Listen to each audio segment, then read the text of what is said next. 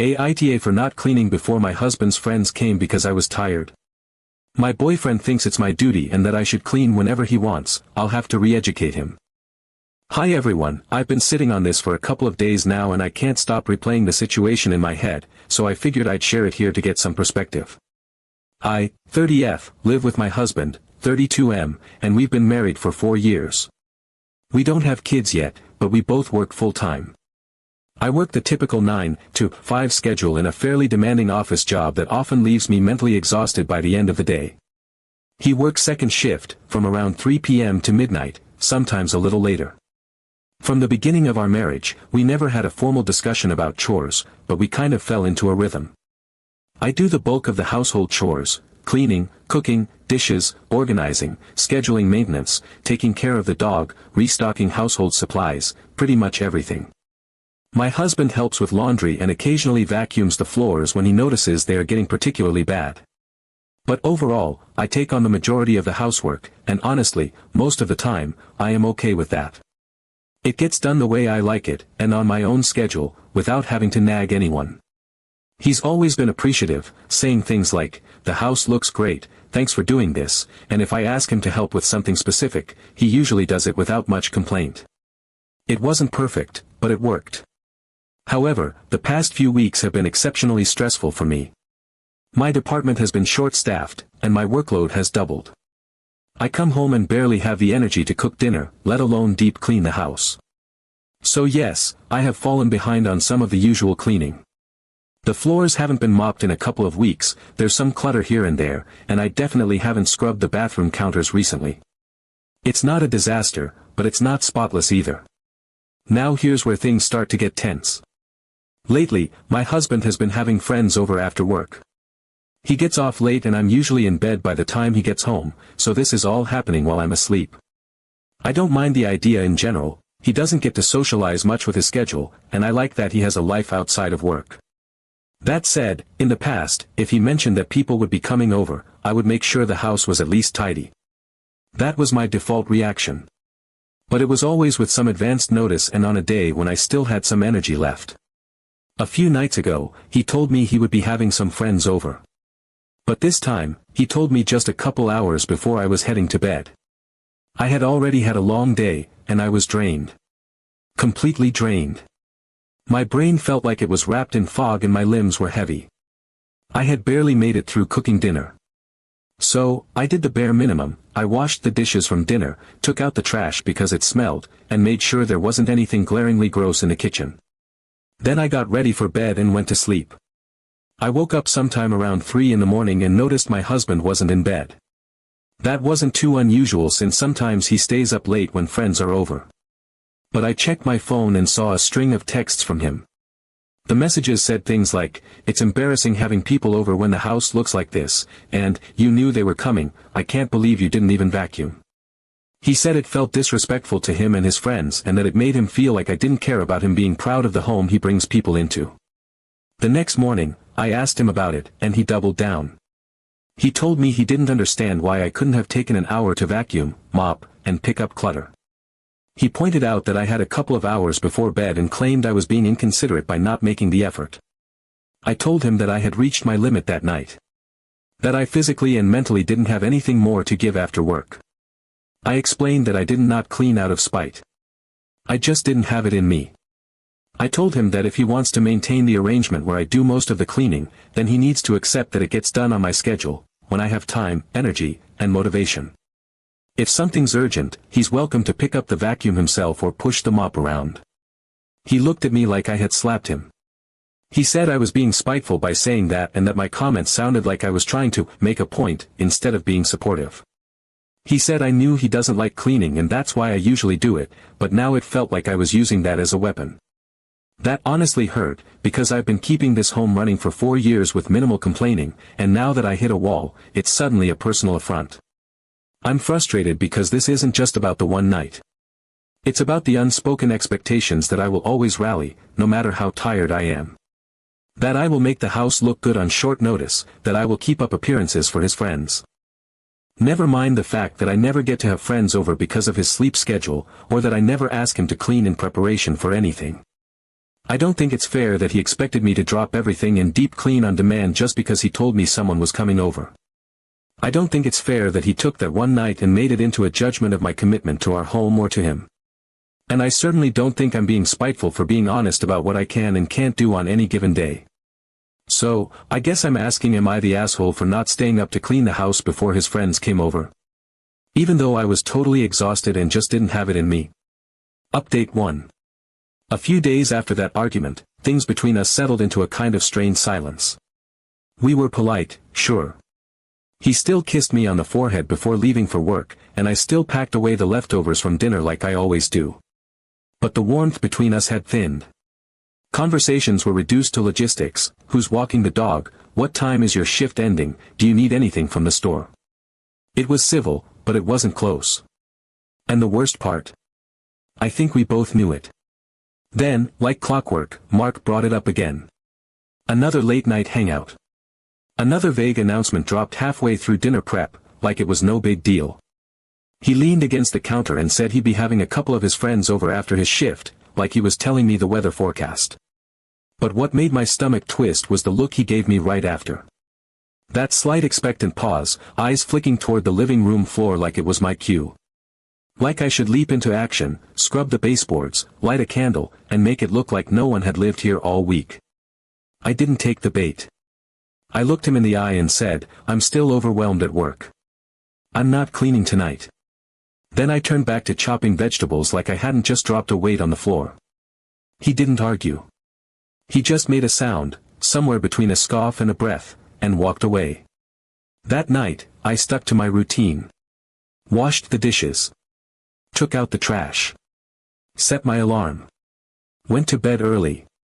I was drained. The week had chewed me up and spat me out. Deadlines were looming, 2 coworkers were out on medical leave, and I was covering their responsibilities in addition to my own. My back ached. My mind raced. I wanted sleep more than I wanted anything else in the world. It must have been around 3 a.m. when I woke up needing to use the bathroom. I padded down the hallway in the dark, hoping I wouldn't run into anyone on the way. That's when I heard voices. Laughter. The low murmur of conversation and beer bottles clinking in the kitchen. I paused by the doorframe and heard Mark's voice clear as day, louder than the rest. He was laughing. I couldn't see his face, but I could picture the smug little grin as he said, "Yeah, sorry it's a bit messy. Jen has been slacking on the house stuff lately." The word sliced through the dark like a knife. Slacking. My chest tightened. I backed away before they noticed me and went back to bed, heart pounding, jaw clenched. The next morning, I didn't storm into the kitchen. I didn't throw his words in his face or demand an apology. I just made my coffee, sat at the counter, and asked, calmly, what he meant by what he said. He shrugged. No remorse. No backtracking. He actually doubled down, said it was the truth. That it is my responsibility. That I work during the day and he works nights, and that I've always been better at keeping the place clean anyway. He said it like it was some kind of fair division of labor. Like the hours I spend staring at spreadsheets and answering to a micromanaging boss don't count. Like the mental exhaustion I carry home each day isn't as valid because I punch out while the sun is still up. He looked me in the eye and said, "You know, I hate cleaning," like that was a legitimate excuse. As if disliking something means you get to be exempt from it. As if I love cleaning. As if anyone loves dragging a vacuum through 3 rooms at 9 p.m. on a Thursday after a full day of work. I didn't argue with him. Not then. I nodded once, picked up my mug, and walked away. But something in me shifted. I could feel it like a click, a lock turning in my chest. I realized, in that moment, that Mark didn't see what I do as labor.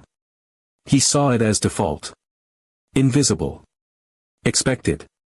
He doesn't appreciate the structure and comfort he benefits from, he just assumes it will always be there, like hot water or clean laundry. And when it's not perfect, he gets embarrassed. Not because he respects the space, but because it reflects on him. Because the state of our home is, in his mind, my performance. That realization didn't come with rage. It came with clarity. If he was going to keep treating the house like a hotel he was too good to vacuum in, maybe it was time to shake things up. Update 2. 2 nights later, I decided I was done being the passive participant in a dynamic that had slowly been eating away at my peace. I was done tiptoeing around his late-night hangouts, done being the silent maid whose work was invisible until it wasn't done. I wanted him to feel what it was like to have his space disrupted, his expectations flipped. Not out of spite, but out of sheer, exhausted clarity. So I pulled out my phone and texted 3 of my closest friends, Rachel, Maria, and Tiff. The message was short and simple: come over Friday night. Don't bring wine. Bring sass. They didn't ask questions. They didn't need to. These women had been through years of friendship with me, they had seen the highs, the lows, the messy middle parts. And they knew, from the wording alone, that this wasn't a social visit. It was a statement. They just replied with variations of, on it, and, see you then. Friday came faster than expected, and I didn't touch a single cleaning supply. The apartment was lived in. Not dirty, but far from spotless. A couple throw blankets were scattered across the couch, mail still piled near the entry table, and dishes from breakfast sat drying on the rack. Normally, I'd straighten up before having people over. But this time, I wanted it exactly as it was. The version of home that Mark seemed so offended by, the version I lived in when I was too tired to perform domestic perfection. I set the scene. I popped 3 bags of buttery popcorn and dumped them into a giant ceramic bowl. I lit one of my favorite candles, the eucalyptus and mint one that fills the room with calm. I put on a playlist of early 2000s throwbacks and fluffed the pillows. And then I opened the door to my girls. They arrived in full force. Rachel brought her signature attitude and a bag of neon face masks she insisted we all try. Maria had homemade brownies and her blunt, no-nonsense commentary. Tiff showed up in leopard print slippers and carried enough gossip to fuel a sitcom. Within minutes, the apartment was alive with laughter and chaos. Shoes were kicked off by the door, music thumped softly through the walls, and the coffee table was overtaken by snacks, nail polish, and a half-empty bottle of sparkling water someone spilled and then dabbed it with a paper towel. It was perfect. Around midnight, the front door clicked open. Mark walked in, gym bag slung over his shoulder, still in his work clothes. He froze in the entryway. The apartment looked nothing like the quiet, cleaned-up space he usually came home to. And there we were, 4 women sprawled across the furniture like queens in a conquered land, the smell of popcorn and face masks in the air. Rachel turned toward him first, wide-eyed and half-grinning, and said loud enough for everyone to hear, "So this is the guy who thinks vacuuming is a personality flaw." The room exploded with laughter. Mark stood there, unsure of what to say. Then Maria, accidentally, knocked over the bowl of chips onto the rug and casually said, "Oops. Wonder if the maid's gonna be upset." They were relentless. Not cruel, but pointed. They teased him, accusing him of being the messy one, asking if he ever did the dishes or just expected the cleaning fairy to take care of it all. Tiff made a joke about how men think toilet paper just replenishes itself. It was outrageous and hilarious and very clearly a performance, but a performance with purpose. Mark's face went through a spectrum of emotions. Confusion, irritation, defensiveness. He didn't fight back. He didn't even really engage. He stood there holding his bag, shifting his weight like he wasn't sure where to stand or how to exist in a space that, for once, wasn't shaped around his comfort. After a minute, he mumbled something about taking a shower and disappeared down the hall. The girls stayed for another hour. We painted our nails, watched dumb TikToks, and laughed until we cried. And when they finally left, hugging me goodbye and whispering things like, "Good for you," I closed the door behind them and felt something in my chest settle. Not revenge. Not victory. Just a small flicker of balance tipping back into place. About 20 minutes later, he came out of the bedroom. His hair was wet. He looked less angry and more wounded. He told me I had been immature. That I embarrassed him. That it was manipulative to invite people over just to make a point. I listened. Then I said, "Funny, that's how I felt when your friends heard you say I'm slacking." He didn't yell. He didn't even raise his voice. He just stood there, staring at me, with this look on his face like I had betrayed some secret trust. He said I was making him out to be the bad guy. That I was taking things too far. That this wasn't how mature adults resolve conflict. And then, without waiting for a response, he turned and stormed off to the garage. I heard the door slam, and then silence. For a moment, I stood there staring at the door, heart thudding in my chest, guilt trying to crawl its way into my stomach. I almost felt bad. Almost. But then I remembered all the times I cleaned up messes he never saw, and the judgment in his eyes when I couldn't do it just once. Update 3. The week after my impromptu girls' night ambush settled into something eerily calm, like the eye of a storm. Mark had clearly decided that if he pretended hard enough, the awkwardness would resolve itself.